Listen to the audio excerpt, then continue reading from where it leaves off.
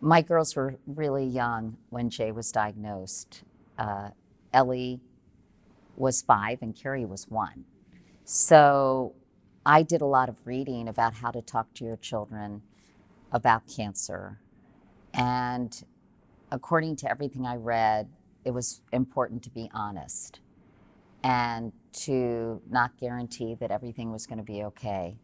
And I remember Ellie asking me, "Is Daddy going to be okay?" And I said, "Gee, honey, I really hope so. The doctors and nurses are trying so hard to help him, and he's trying so hard to get better."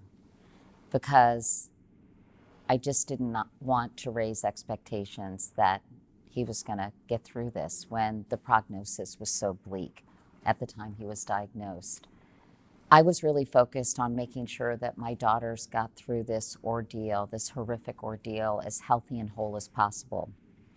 So I called Cancer Care, an organization that really helps cancer patients. And I remember saying, I need some advice, I need some help.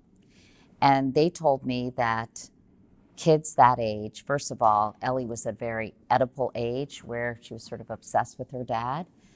And they also told me that kids don't want to feel different from other kids when they're young.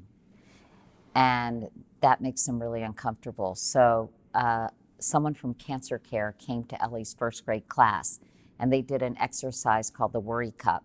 And they put a cup in the middle of the room, and they all sat in a circle, and they had those big fake gemstones. And everybody took turns putting a gemstone in the cup and saying what they were worried about. And her teacher later told me it was the most profound experience she had ever had in her classroom. And I think that it was designed to, of course, Ellie said she was worried about her dad, who was sick. I think it was designed to make sure Ellie knew that she wasn't the only person who was worried about something. And I think that was really helpful. And then after Jay died, I made sure Ellie went and talked to someone. I think she was so young, it meant mostly playing games and